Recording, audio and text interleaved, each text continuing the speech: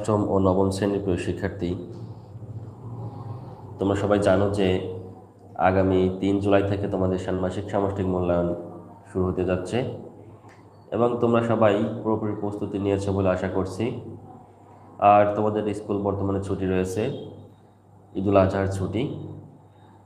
এই ছুটিতে তোমরা অবশ্যই বাড়িতে পড়ালেখা করছো, কিন্তু 3 তারিখে যেহেতু মূল্যায়ন শুরু, মূল্যায়ন বিষয়ে এনসিটিবি শিক্ষা প্রতিষ্ঠানের উদ্দেশ্যে কিছু নির্দেশনা প্রদান করেছে।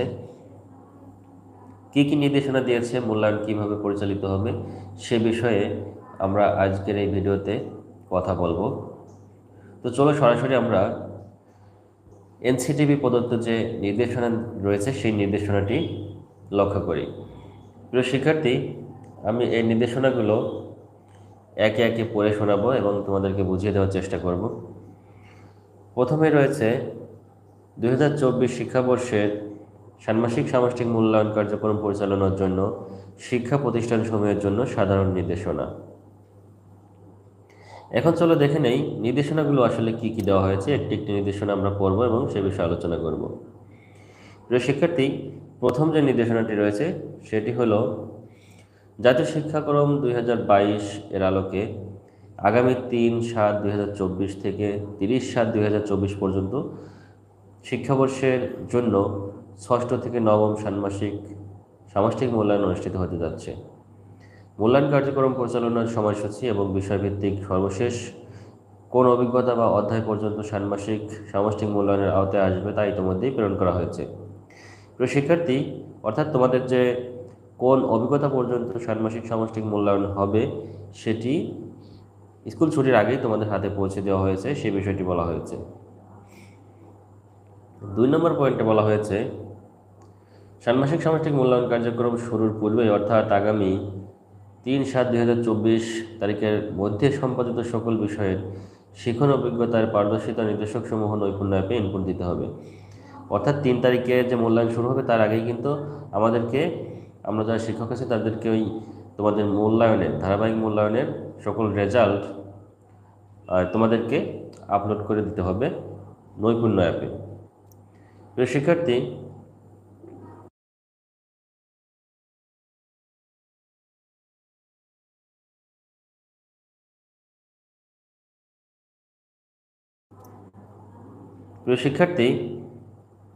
তাহলে আমরা তোমাদের যে মূল্যায়ন করেছি শ্রেণীকক্ষে, অবশ্যই সেই শ্রেণীকক্ষে মূল্যায়নের গুরুত্বটা অনেক বেশি, যেহেতু সেই মূল্যায়নের রেজাল্টগুলো আগে থেকেই শিক্ষা প্রতিষ্ঠানের যে নৈপুণ্যের অ্যাপের রয়েছে তার মাধ্যমে ইনপুট দিতে বলা হয়েছে। এরপরে 3 নম্বর যে পয়েন্ট রয়েছে সেখানে বলা হয়েছে মূল্যায়ন কার্যক্রম চলাকালীন অর্থাৎ 3/7/2024 থেকে 30/7/2024 পর্যন্ত নির্দিষ্ট দিবসে মূল্যায়ন কার্যক্রম ব্যতীত ষষ্ঠ থেকে নবম শ্রেণীর কোনো শ্রেণী কার্যক্রম পরিচালনা করা যাবে না। অর্থাৎ 3 থেকে 30 তারিখ পর্যন্ত নির্দিষ্ট দিবসে মূল্যায়ন কার্যক্রমে শুধু পরিচালিত হবে। এর বাইরে যে ছুটির দিনগুলো রয়েছে, অর্থাৎ নির্দিষ্ট দিবস বলতে বোঝানো হচ্ছে যেদিন পরীক্ষা রয়েছে বা মূল্যায়ন রয়েছে সেদিন দিবসে মূল্যায়ন কার্যক্রম ব্যতীত ষষ্ঠ থেকে নবম শ্রেণীর কোনো শ্রেণী কার্যক্রম পরিচালিত হবে না। অর্থাৎ দেখা যাচ্ছে ষষ্ঠ শ্রেণী মূল্যায়ন আছে, নবম শ্রেণীর নেই, তাহলে ওই দিন কি নবম শ্রেণীর ক্লাস হবে? না, নবম শ্রেণীর ক্লাস হওয়ার কথা নয়। এরপরে পয়েন্ট রয়েছে চতুর্থ পয়েন্ট, সেটা বলা হয়েছে যে প্রেরিত সময়সূচি অনুসারে নির্দিষ্ট দিনে একটি বিষয়েরই মূল্যায়ন অনুষ্ঠিত হবে। অর্থাৎ নির্ধারিত বিষয়ের মূল্যায়ন কার্যক্রম নির্ধারিত দিনেই শেষ করতে হবে। মূল্যায়ন পূর্বের ন্যায় কোনো শ্রেণীর একটি বিষয়ের মূল্যায়ন কার্যক্রম একাধিক দিনে সম্পন্ন করা হবে না। প্রিয় শিক্ষার্থী, এই পয়েন্টে আরেকবার খেয়াল করো। এখানে বলা হয়েছে যে প্রতিদিন একটা করে বিষয়ের মূল্যায়ন সম্পন্ন হবে, একটা বিষয়ের মূল্যায়ন একদিনেই সম্পন্ন হবে। এটা হচ্ছে চতুর্থ পয়েন্ট। এর পরে যে পয়েন্ট রয়েছে সেই পয়েন্টগুলো আমরা দেখি। পয়েন্টগুলো হচ্ছে পঞ্চম পয়েন্ট। আমরা পঞ্চম পয়েন্টে একটু দেখানোর চেষ্টা করি। প্রিয় শিক্ষার্থী, এখানে লক্ষ্য করে পঞ্চম পয়েন্টে হচ্ছে এখানে আমাদের বিষয়ভিত্তিক মূল্যায়ন কার্যক্রম পরিচালনার জন্য নির্দিষ্ট দিনে অর্থাৎ নির্ধারিত দিনে সর্বোচ্চ 5 ঘন্টার মধ্যে সম্পন্ন করতে হবে। প্রিয় শিক্ষার্থী, এখানে আমরা যে বলে আসছিলাম তোমাদের 5 ঘন্টার মূল্যায়ন সম্পন্ন হবে, সেটি কিন্তু আমরা এখন একদম নির্দিষ্টভাবে পেয়ে গেলাম, অর্থাৎ 5 ঘন্টায় তোমাদের প্রতিটি বিষয়ের মূল্যায়ন কার্যক্রম সম্পন্ন হবে। তবে মূল্যায়ন কার্যক্রমের উপর নির্ভর করে একটি মধ্যবিরতি দেওয়া যেতে পারে, অর্থাৎ যদি মূল্যায়ন কার্যক্রম কম হয় বা বেশি হয় তার উপর ভিত্তি করে মাঝখানে একটা বিরতি বা ব্রেক দেওয়া হবে। এটা সাবজেক্টের মূল্যায়নের কার্যক্রমের উপর নির্ভর করবে। এরপরের পয়েন্ট হলো 6ষ্ঠ পয়েন্ট, যেখানে বলা হয়েছে যে মূল্যায়ন কার্যক্রমে হাতে কলমে কাজ এবং কার্যক্রম ভিত্তিক লিখিত অংশ উভয় ধরনের কার্যক্রম রয়েছে। তাহলে এখানে কিন্তু তোমরা ভালো করে লক্ষ্য করে কি বলছে যে মূল্যায়নের জন্য যেমন হাতে কলমে কাজ থাকবে তেমন লিখিত অংশও রয়েছে। খুব ভালো করে লক্ষ্য করে, এখানে মূল্যায়ন কার্যক্রমে হাতে কলমে কাজ এবং কার্যক্রম ভিত্তিক লিখিত অংশ উভয় ধরনের কার্যক্রম রয়েছে।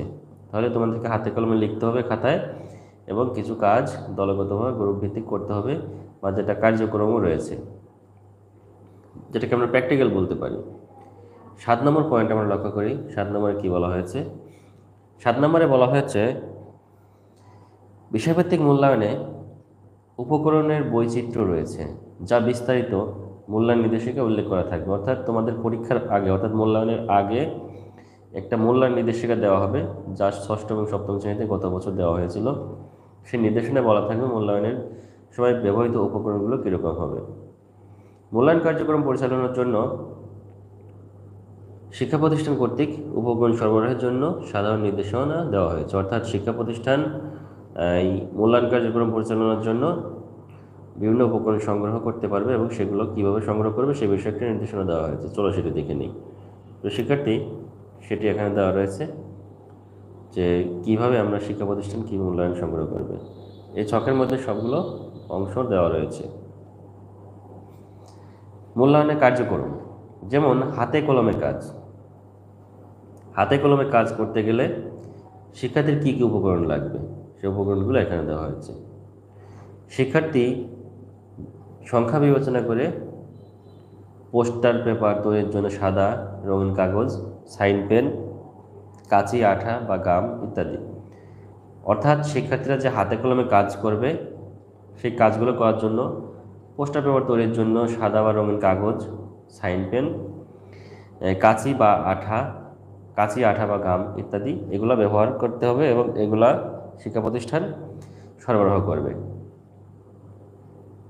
এরপরে রয়েছে লিখিত অংশ। লিখিত অংশের জন্য শিক্ষা প্রতিষ্ঠান থেকে 16 পাতার একটি খাতা সরবরাহ করা হবে, এবং প্রয়োজনে যদি আরও বেশি খাতা প্রয়োজন হয় তাহলে সেই বেশি খাতাও সরবরাহ করা হবে শিক্ষা প্রতিষ্ঠান থেকে, যা আগের বছরে দেওয়া হতো না এইভাবে। অর্থাৎ অল্প কিছু খাতা দেওয়া হতো, এখন কিন্তু নির্দিষ্ট করে 16 পাতার খাতা দেওয়ার কথা বলা হয়েছে, এবং অতিরিক্ত খাতাও দেওয়া হবে।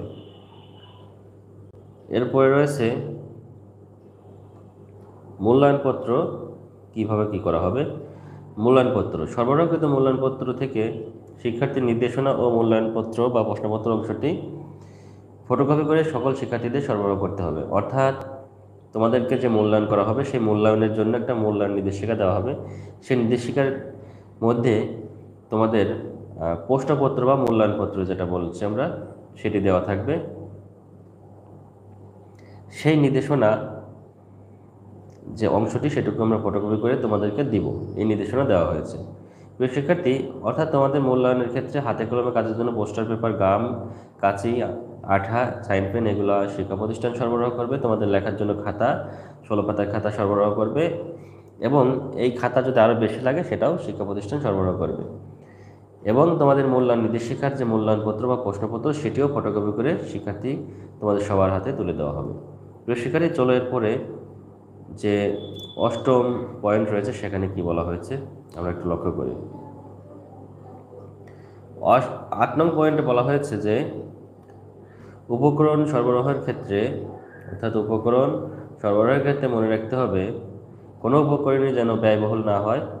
রিসাইকেল, রিহাউজ, আপসাইকেল উপকরণ ব্যবহার করতে হবে। রিসাইকেল, রিউজ, আপসাইকেল এই ধরনের উপকরণ ব্যবহার করতে হবে। অর্থাৎ উপকরণগুলো যেন সহজলভ্য হয় বা ব্যয়বহুল না হয়। এরপর 9 নম্বর পয়েন্টে বলা হয়েছে যে অভিভাবক বা শিক্ষার্থীকে উপকরণ সরবরাহের জন্য কোনো নির্দেশনা প্রদান করা যাবে না। অভিভাবকদের কাছে কখনোই বলা যাবে না যে আপনি উপকরণ সরবরাহ করেন। আর শিক্ষার্থীদেরকেও বলা যাবে না যে তোমরা এই উপকরণটা সরবরাহ করো। অর্থাৎ সহজলভ্য উপকরণগুলো ব্যবহার করতে হবে।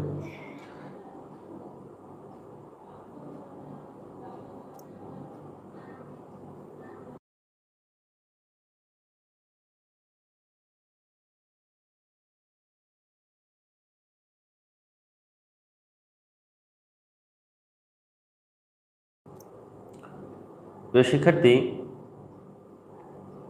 এখানে 10 নম্বর পয়েন্ট যেটা রয়েছে সেটা হলো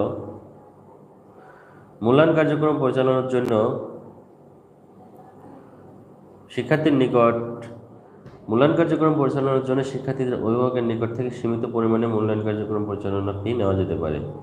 যে বিষয়টি নিয়ে আলোচনা হচ্ছিল আসলে কয়েকদিন ধরেই, যে মূল্যায়ন ফি নেওয়া যাবে কিনা। মাদ্রাসা শিক্ষা বোর্ড থেকে মূল্যায়ন ফি নেওয়ার জন্য নির্দেশনা দেওয়া হয়েছিল, কিন্তু মাধ্যমিক উচ্চ শিক্ষা বোর্ডের যে সাধারণ স্কুলগুলো রয়েছে তার জন্য কিছু বলা হয়নি। তবে আজকের এই নির্দেশনায় বলা হলো যে মূল্যায়ন ফি হিসেবে সীমিত পরিমাণে অর্থ নেওয়া যেতে পারে অভিভাবকদের কাছ থেকে, অর্থাৎ শিক্ষা প্রতিষ্ঠান সীমিত পরিমাণ মূল্যায়ন ফি সংগ্রহ করতে পারবে। 11 নম্বর পয়েন্টে বলা হয়েছে মূল্যায়ন কার্যক্রম পরিচালনার জন্য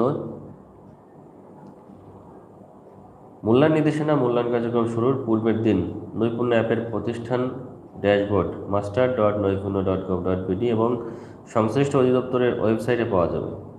অর্থাৎ মূল্যায়ন কার্যক্রম পরিচালনার জন্য মূল্যায়ন নির্দেশনা মূল্যায়ন কার্যক্রম শুরুর পূর্বের দিন নৈপুণ্য অ্যাপের প্রতিষ্ঠান ড্যাশবোর্ড, প্রত্যেকটা প্রতিষ্ঠানের জন্য নৈপুণ্য অ্যাপের একটা ওয়েবসাইট রয়েছে যেটাকে বলা হচ্ছে master.নৈপুণ্য.gov.bd, অথবা সংশ্লিষ্ট অধিদপ্তর অর্থাৎ শিক্ষা মন্ত্রণালয়ের যে অধিদপ্তর রয়েছে শিক্ষা অধিদপ্তর, সেই ওয়েবসাইটেও এগুলো দেওয়া হবে মূল্যায়ন নির্দেশনা।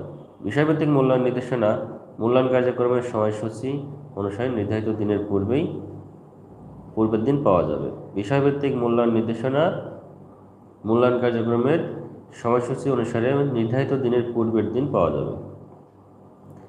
তাহলে আগে কিন্তু আমরা একসাথে সবগুলো বিষয়ের মূল্যায়ন নির্দেশিকা পেয়ে যেতাম, কিন্তু এবার কিন্তু একটু ভিন্ন হচ্ছে। এখানে বলা হলো কি যে এটা হচ্ছে পূর্বের দিন নৈপুণ্য অ্যাপে পাওয়া যাবে এবং প্রত্যেকটি বিষয়ের বিষয়ভিত্তিক নির্দেশনা মূল্যায়ন কার্যক্রম শুরুর যে সময়সূচি রয়েছে সেই সময়সূচি অনুসারে যদি আগামীকাল বাংলা পরীক্ষা হয় তাহলে আজকে বাংলা পরীক্ষার নির্দেশনা পাওয়া যাবে, অর্থাৎ পূর্বের দিন প্রত্যেকটা পরীক্ষায় মূল্যায়ন নির্দেশিকা পাওয়া যাবে।